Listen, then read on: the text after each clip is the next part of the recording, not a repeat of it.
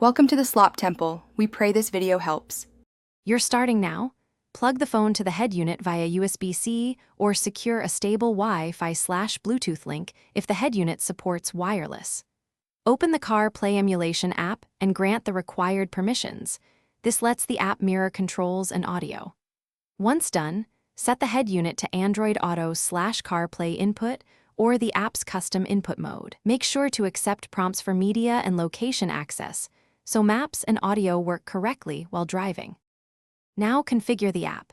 Pick wired or wireless based on your connection.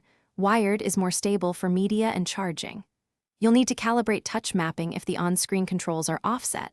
Follow the app's grid calibration to align taps with UI elements. Once calibrated, set audio output to the head unit so calls and navigation voice come through the car speakers. Make sure notifications are limited while driving to avoid interruptions. Finish by testing core functions. Place a call, start navigation, and play music to verify mic, steering wheel controls, and audio routing. If the connection drops, restart both phone and head unit, inspect the USB cable for damage, and repair Bluetooth if wireless. If the display freezes or lags, switch to wired mode or reduce the app's resolution and disable animation effects to save CPU. One key troubleshooting tip: a different certified USB cable often fixes intermittent connection problems quickly. Thanks for watching.